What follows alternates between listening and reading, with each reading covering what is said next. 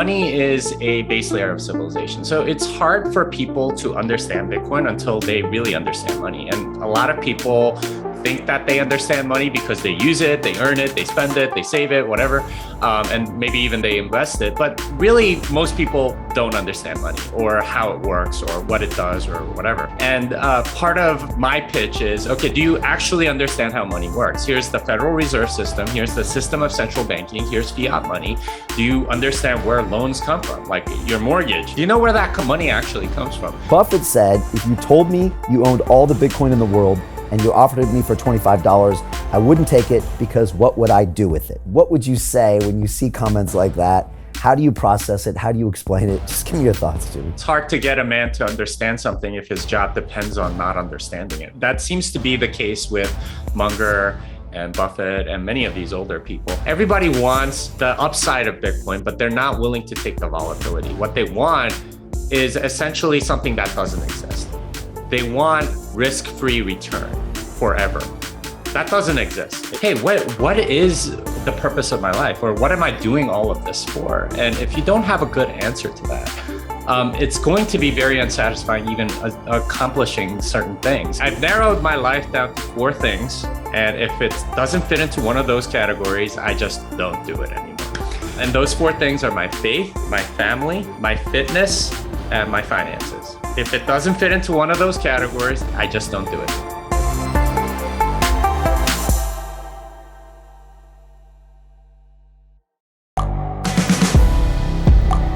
The world is changing. Inspiration is everywhere. It has never been so easy to connect, share, and bring people together. We're learning from others and finding the best in ourselves. Challenging our beliefs. Sharing our vulnerability. Overcoming our fears. Transforming ourselves so we can transform the world. How far can we go? This is London Real. I am Brian Rose. My guest today is...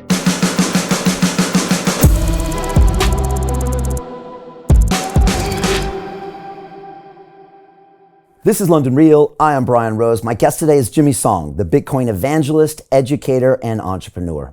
You have over 20 years of experience as a programmer and contributor to numerous Bitcoin projects and startups. And as an author, you've written 4 books, including The Little Bitcoin Book, Thank God for Bitcoin, and Bitcoin and the American Dream. You are also the author of Programming Bitcoin, a hands-on guide for those looking to program Bitcoin from scratch. Your YouTube channel, Off-Chain with Jimmy Song, takes a deep dive into all things Bitcoin, speaking to some of the biggest names in crypto and offering the latest news and technical updates. You have said that fiat money is an institution of evil and that Bitcoin is a tool for human freedom. Jimmy, welcome to London Real. Well, thanks for having me, Brian. It's a pleasure to be on, and I've been a fan of the show for many years, so it's a little bit unreal for me to be here. Well, it's fantastic to have you. Love the look, and I love a lot of the IP that you bring to the table and just view of monetary system and fiat and all things Bitcoin. So I can't wait to jump in. And I didn't know how I was going to start this, but I was watching YouTube over the weekend, and up popped our friends Warren Buffett and Charlie Munger at the latest conference in Nebraska, which isn't far from you in Texas. And I guess I might start there with getting your thoughts, because I've got some old school mentors as well that don't seem to understand blockchain. But I'm curious what you think when you see someone like Munger, and I'm just going to quote him and put it out there so we can go from there. You know, Charlie Munger, who I think is the CFO of Berkshire Hathaway, who's been Warren's right-hand man for Lord knows how long. He said, and I'm just going to say this, quote, "In my life, I try to avoid things that are stupid, evil, and make me look bad in comparison to someone else. Bitcoin does all 3. That was Munger. And Buffett said, if you told me you owned all the Bitcoin in the world and you offered it me for $25, I wouldn't take it because what would I do with it?" What did you think, and what would you say when you see comments like that? How do you process it? How do you explain it? Just give me your thoughts, Jimmy. Yeah, the way I process it is, these guys are much older, and I've noticed sort of like a generational divide when it comes to Bitcoin. A lot of people that are younger tend to get it a lot faster because they understand that digital things can have value. For older people, for whatever reason, they think that it needs to be physical, that they need to be able to hold it in their hand in order to have value. And that's kind of a fallacy that a lot of older folks fall into, especially people like Warren Buffett and Charlie Munger. They're all very into the older ideas of value. But I mean, if we think about it, there's lots of digital things that have value. Your subscription to Netflix has value. That's why you pay for it. It's kind of like saying, okay, well, because I can't hold it in my hand, it doesn't have value. That's the equivalent of saying, because I can't have a cassette tape or a CD in my hand, it's not really music or something like that. Of course it's music. You can hear it in your ears. That's kind of the whole point. But yeah, I suspect that both of those guys, they deserve respect because they've been able to play this game. But I actually think that a lot of the ways that they've made money is actually quite immoral. They've been able to leverage and get a lot of Cantillon effects from fiat money printing, and that's a large part of how they've become so rich. And when your tool is a hammer, and everything looks like a nail, you're like, what the heck is this Bitcoin thing? Personally think, Warren Buffett in particular lost his fastball like 15, 20 years ago. He hasn't been investing in anything innovative for a while. So I don't see why people listen to him other than to see, okay, what are older people thinking? Because there are a group of older people that do look at it. But we don't go to, we shouldn't be going to Bill Gates for health advice. I don't think we should be going to, older people that don't really understand digital technology about Bitcoin. It's funny because I saw an interview recently with Elon Musk, and he said quite bluntly that it seems obvious that sometimes ideas have to die out with the people that have them. And I think, Elon's very good about just being blunt and honest with the way he sees systems. But when I saw those two guys, who, again, lauded for their investment, prowess, of course, it is leveraged off that fiat money system and all the borrowing, which we can get to. It just made me think, wow, maybe that's true. Maybe there's a reason we all have lifespans. And again, my daughter's 18. She's got a hot wallet now. She grew up in a digital world, and she would never say the same thing they said. And also, like you said, if all you have is a hammer, everything looks like a nail, and their whole life has been built on this fiat system. One of the things Munger also said after that was Bitcoin threatens the Federal Reserve System and our currency system. And after talking with people like you on a regular basis, I thought, did he just say that? And so obviously the institution that built them and their wealth is something they naturally protect, even if they're trying to be objective, right? And this is kind of what we do as humans, right? Yeah, and that's Upton Sinclair's quote. It's hard to get a man to understand something if his job depends on not understanding it. And that seems to be the case with Munger and Buffett and many of these older people.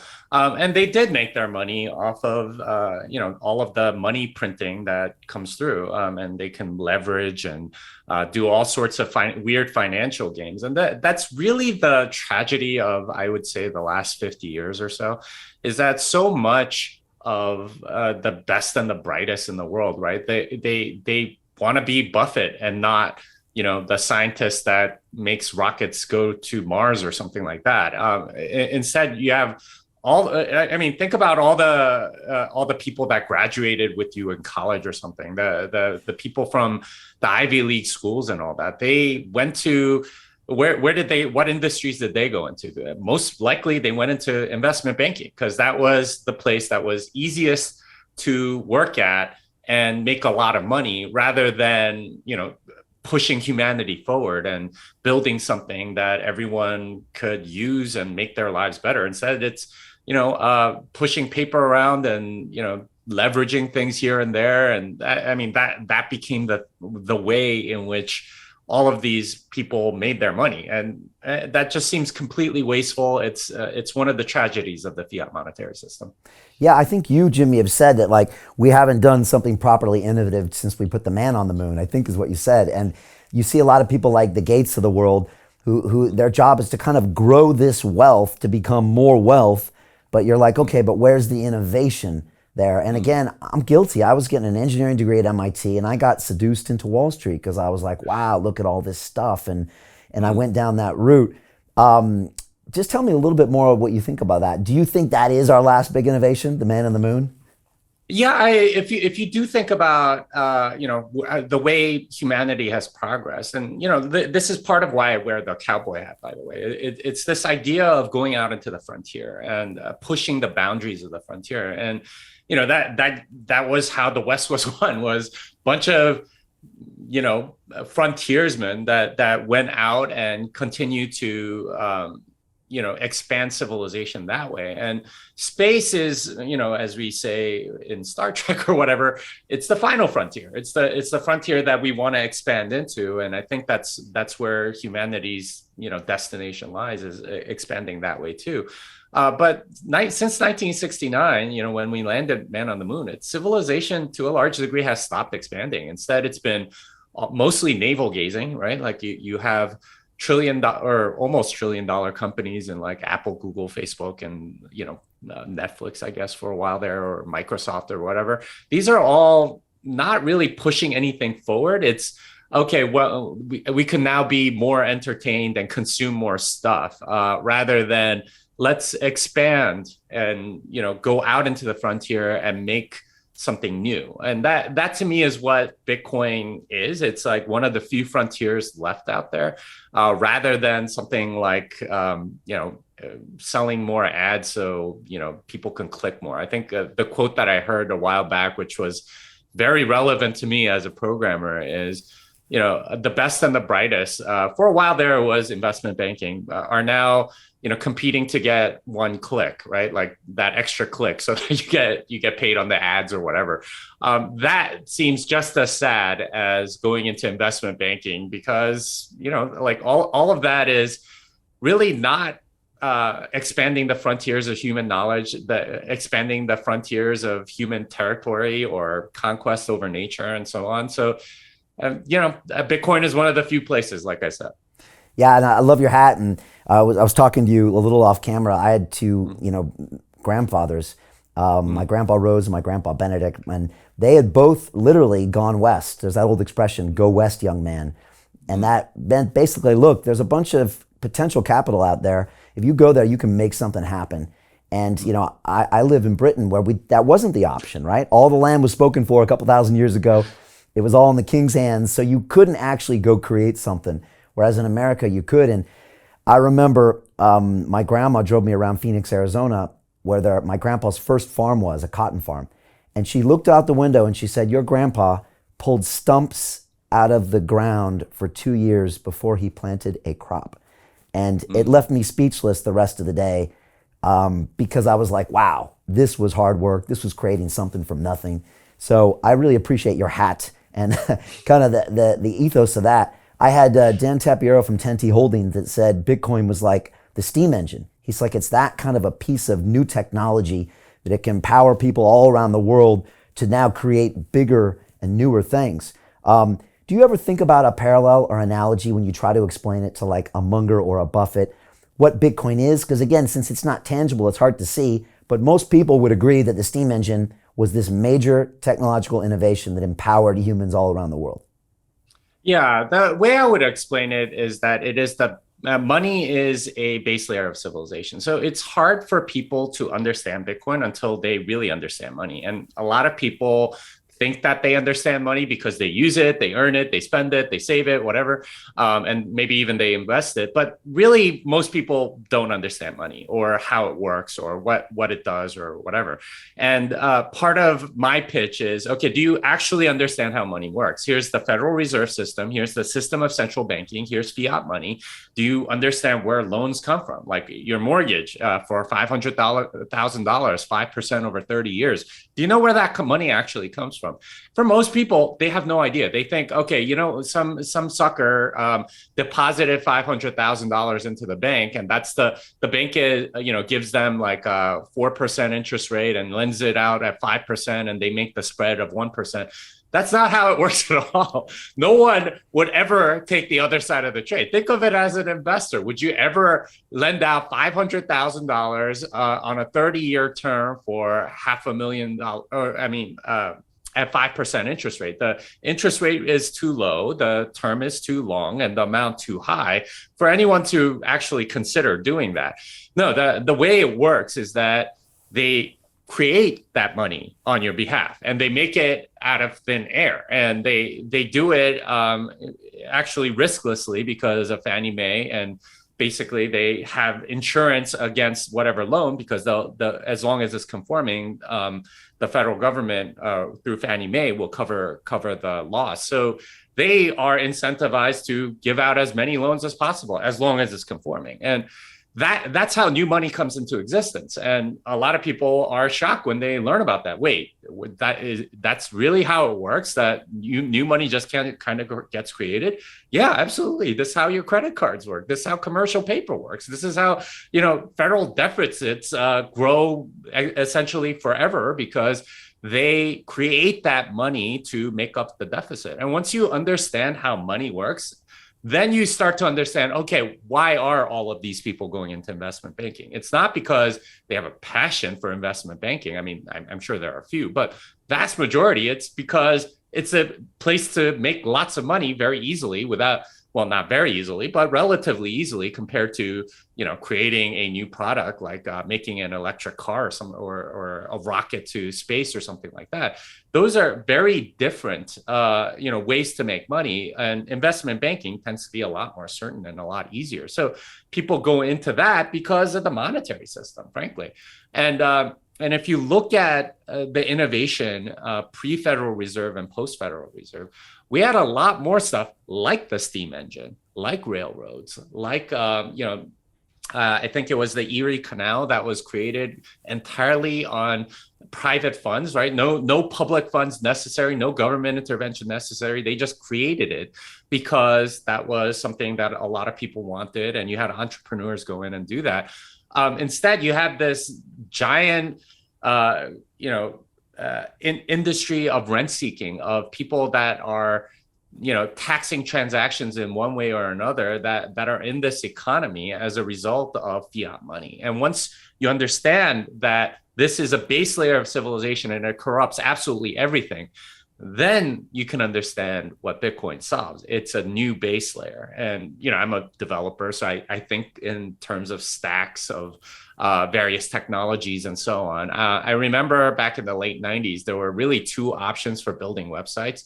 You had Apache, which was open source and, on Linux and everything else. And you had IIS, which was proprietary, made by Microsoft, and you had to run it on a Windows machine. And everybody knew that IIS just couldn't handle the load or scale. It was just a very bad thing to build a website upon. Whereas something like Apache was a lot more scalable and a lot easier to do. And I would say that it's something like that. Fiat money is IIS and Bitcoin is something more like Apache. When you're trying to have that fiat money conversation with people, Jimmy, where do you usually start? Do you go back to double entry book system, Medici's? Do you go back to gold standard? Do you talk about Bretton Woods agreement? And what do you find is the best way to get people sometimes to just open their eyes? I've heard you talk before that, back in the day in Europe when we had to fund a war, whether you were the King of England or the King of France, you had to go borrow that from like actual entrepreneurs and literally to pay for the cannons and the salaries. So you couldn't print money back then. When's the example, or what do you like to use to people to really show them, wow, look what's happening here behind the scenes? The mortgage is a great example. What else do you use for tools?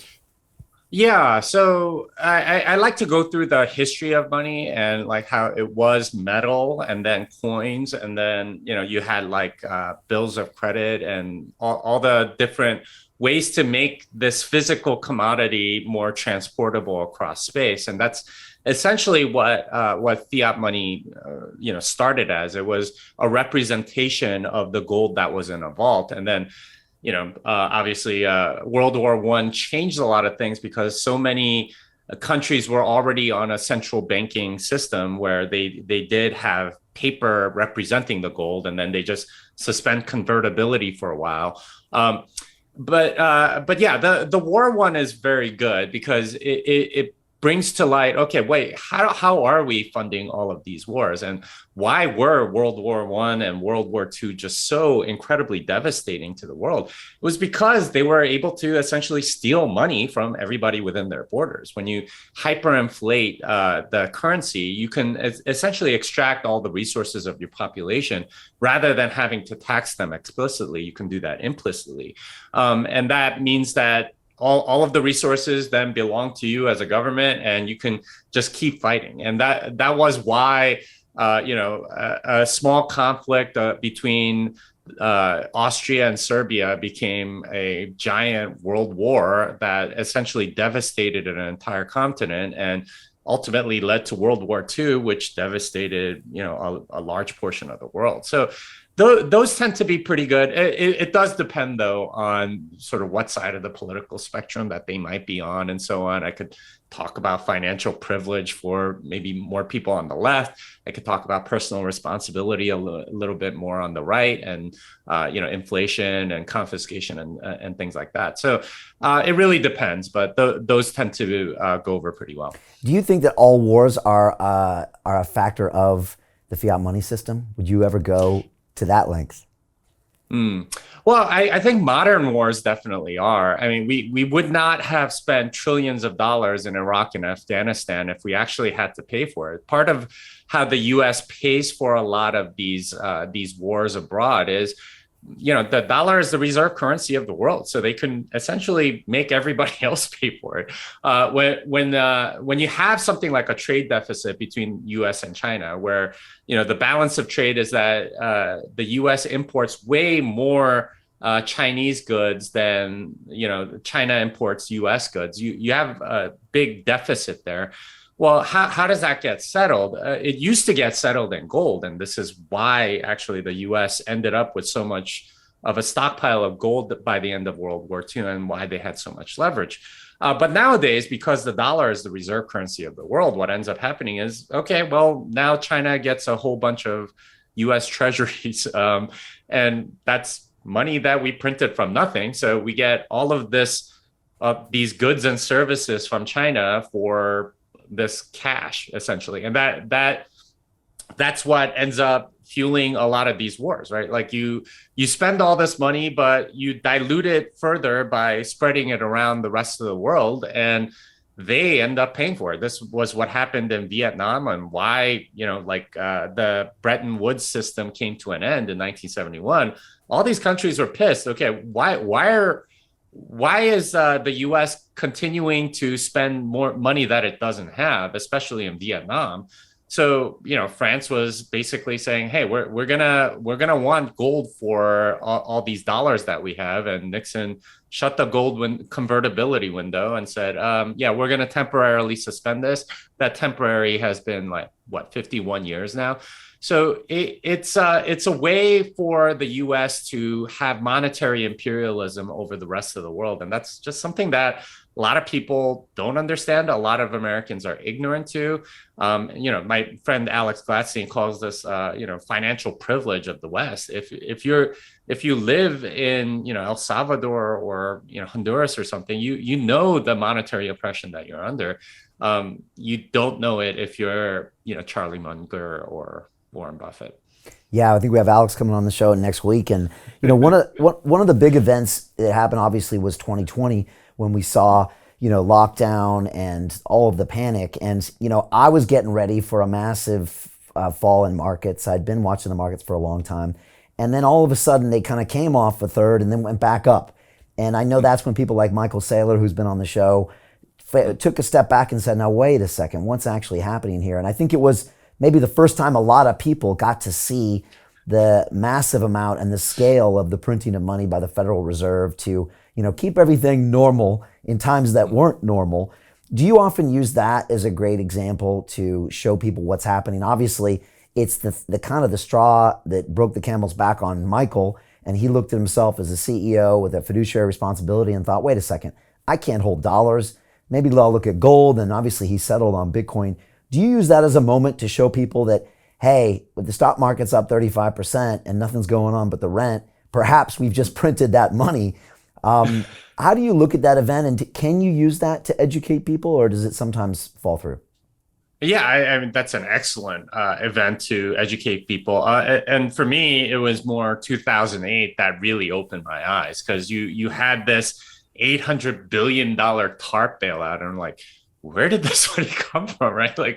And the stock market did something very similar back then, where it dipped during the crisis. And then soon as, the TARP bailout comes through, everything goes back up and we go on another super bull run. 2001, the same thing. After the Twin Towers and everything else, everything crashes. And then you have this, incredible quantitative easing, essentially. Actually, 2001, I think it was, they kept lowering rates back down to zero, more or less. Quantitative easing comes in 2008, and way more so in 2020. But each of those events, and you could go even further back, 92, you had that recession, and, stock market crashes and then starts going up again, starting in like 93, 94, 89. I think you had like Black Friday.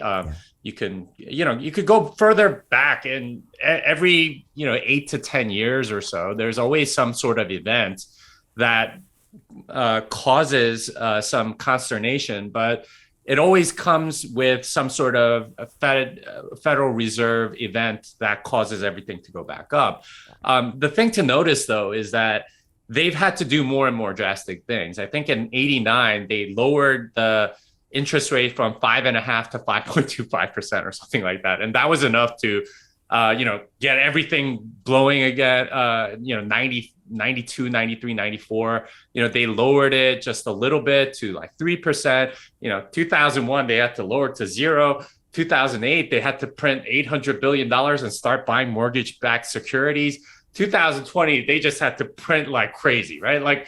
So each time it's kind of like dropping bigger and bigger bombs. And this is, the equivalent of, financial weapon escalation or something like that continues to happen. And the next one, I have no idea what they're going to do, but I imagine it's going to be way more than, a few $1 trillion.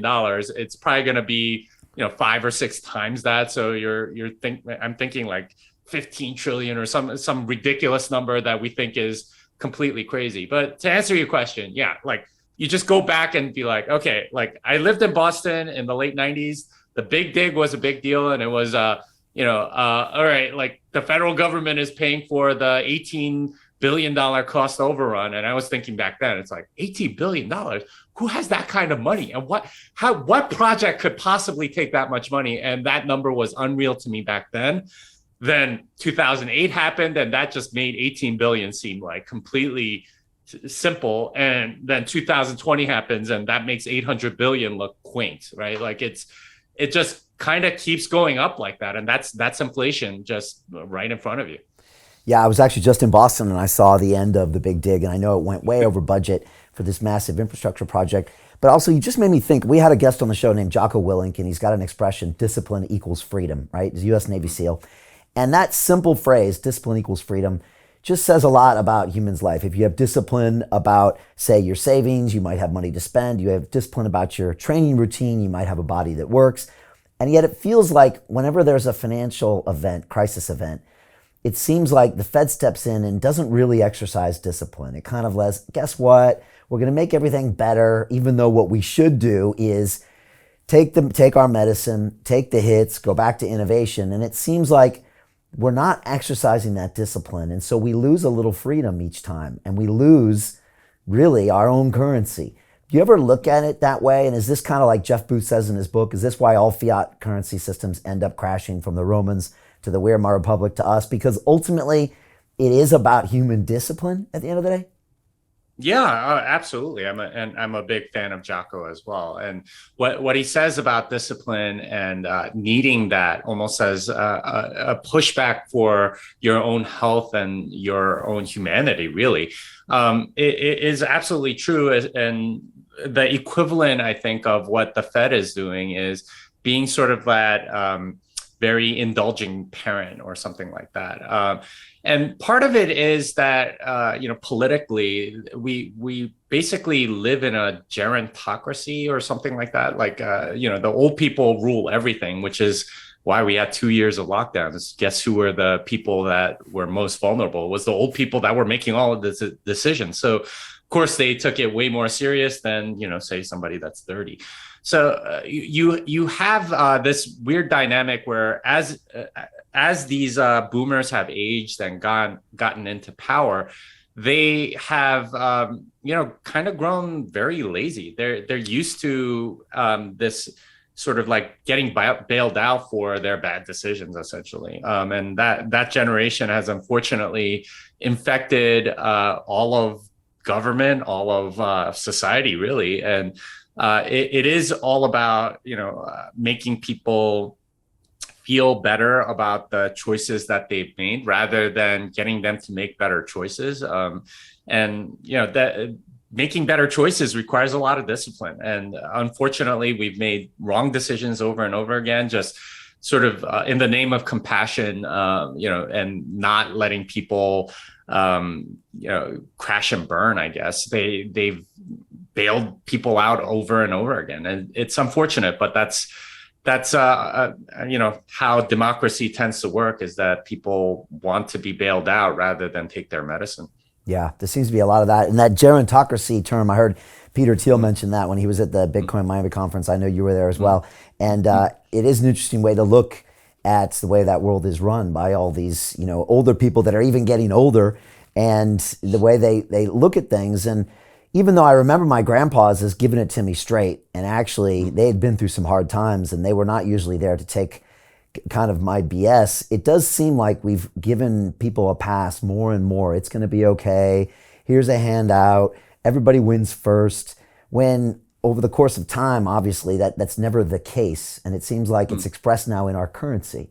And so along comes Bitcoin, which in a weird way is in the embodiment of discipline equals freedom, right? Now you have this fixed asset that is now obvious as this parallel financial system. You mentioned Star Trek recently, and there's an old episode, I'm talking about the old ones with William Shatner, where there's like the parallel universe, right? And you got Spock in this world and Spock in the other world. And now we see this Bitcoin world where, and we've had Jeff Booth on the show where he says, well, look, Brian, the price of everything in dollars in the future goes up. The price of everything in Bitcoin in the future goes down. So what's happening here? So enter Bitcoin as a system. How do you now see that? And is it this weird parallel universe that people maybe for the first time can say, oh, wow, here's a discipline system and here's this normal human system? Yeah, it's definitely a different system. And it's one of the few that hasn't been infected by fiat money. So almost every other industry, so housing, stocks, bonds to a large degree, and everything else, it's infected by fiat money. And you can see this in asset prices. We saw stock prices go crazy during 2020, 2021. And we saw real estate prices do the same thing. We were talking before the show about how everything has gotten more expensive in the respective places that we live. This is because of the money printing. And it's a lot of the policies that come from fiat money. One of the things that's kind of subtle that happens with fiat money is that when a government gets into power, they now have control over the printing press, and this is through budget deficits, essentially.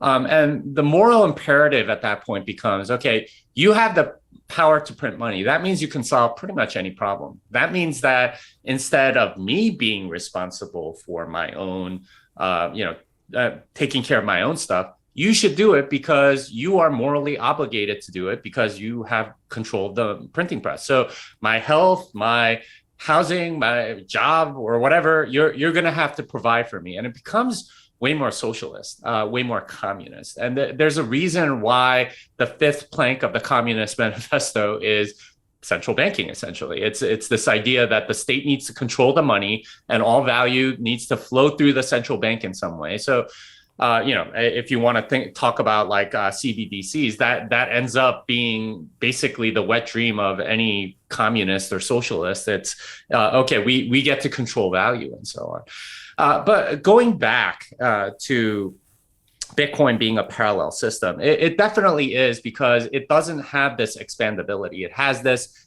fixed supply. So no one's going to take care of you for you. It's just you have to go take care of yourself. And it's all about personal responsibility in that way, where you're going to be able to save. You try to save in the dollar and it's going to continue being debased. Whereas with Bitcoin, because of its scarcity and all of the innovations that are happening in society, and sort of like increasing, I think the way Jeff Booth puts it is that everything else is deflationary and Bitcoin is the money that's deflationary along with it. You get this really nice way of saving. You get capital accumulation, and you can go do stuff that fits your talents and needs. And that in turn means that you can provide goods and services to the market. And that's the most efficient way to make money, rather than being a rent seeker and doing, stuff like investment banking or whatever. Instead, you get to do the stuff that you're actually really good at. So if you're really good at, making cars or making paintings or doing whatever, you can go do that instead and make the most money doing that, rather than making the most money doing something that is essentially rent seeking or taking advantage of the money printing that's happening. And that those are very different systems. And I think you can kind of feel it when you're inside the Bitcoin community. Now, I'm not going to talk about altcoins because I think that's very much more fiat than Bitcoin is. But you can feel the difference, and how people talk about it, how people have a very low time preference in Bitcoin. People are talking about families, like having lots of children and making sure that they're planning for the future, and not just going to the latest party with Snoop Dogg or something like that Ripple throws. Strange, isn't it? Almost how like your monetary system affects the kind of person you become. And one of the things I've noticed big time, Jimmy, been being in this space now full time for like a year, is there's a lot of hope, a lot of optimism, a lot of creation in this space. Whereas, like you said, that when you're in the fiat money system, it's almost like you're trying to game the fiat money system. So you always hear of the, ever since we were kids, the real estate investor. I bought a house and I borrowed this money against it and I flipped my house and I did this. And you're always thinking, well, how does this work? This is a weird video game, right? And so it values you if you can game the fiat system. Again, I went to work on Wall Street from MIT and ended up making 10x what I could have made as a mechanical engineer for Ford Motor Company. Why? I was like 24 years old and a vice president at the First National Bank of Chicago when I moved from New York City. And it was like, okay, I was really good at trading fixed income derivatives. But, was I creating more value there than I would have in manufacturing at Ford? I don't know. I guess I was in the fiat system, right? And so therefore it rewarded me and I repeated that behavior. So it's an interesting point you make about how that system itself can bring out the type of humans we want. But I guess it makes sense because if, again, you're being rewarded a bit like Munger and Buffett, right? They're being literally rewarded with cash and accolades because they are very good at this fiat system thing. And so, of course, they value it and they stick with it and they do more of that. If they were potentially in that Bitcoin system, they might behave very differently, right? And I guess this is the essence of what it is, this future human behavior. Yeah. And I mean, think about just like pre-Federal Reserve System, like the people that we used to look up to and honor. You had like, the Einsteins and the Edisons and Teslas of the world, right? Inventors, people that were thinking and trying to figure out like new ways to see the world. I guess maybe Rockefeller a little bit because, he basically changed the entire oil industry and figured out how to make it, he created Standard Oil and all of that. But these were the people that were admired because they created a good or service to the market that was desperately needed. Nowadays, it's people like Munger, and Buffett, and the people that run hedge funds that make 30x their money. That I mean, have they actually made anything with their hands, like ever? Like, have they created companies? I mean, once in a while you get the Sam Waltons of the world. I guess people admire Zuckerberg and Sergey Brin and other people like that. But I mean, most of the time it's the investment managers that people admire, and it's like, okay, the values have completely shifted because of the underlying money, and the monetary system has changed the incentive so much that you're honoring people that really haven't done that much. I mean, yeah, Buffett like brought a bunch of insurance companies together. He has real estate holdings and like furniture companies, and owns a bunch of stock. He knows how to trade, but that's not really creating a good or service the same way, say Thomas Edison did with, like General Electric, and, creating all of these wonderful things. Like that tells me more about the monetary system then versus now than anything else. Yeah, that's a really interesting point, Jimmy. I was actually just, like I said, in Boston a couple weeks ago with my daughter looking at universities, and I stopped by MIT, and out on the outside of the walls, like you said, it's like Newton and and all these people that had these incredible game-changing ideas that brought about like huge magnifications in what we were as a human species. But like in today, if you go on Instagram, like you said, it's usually someone flexing their jet, or like you said, it's a BlackRock partner, or it's something. And also, we've kind of become a victim of what we value most, I guess, which is that kind of fiat currency, which has now got out of control.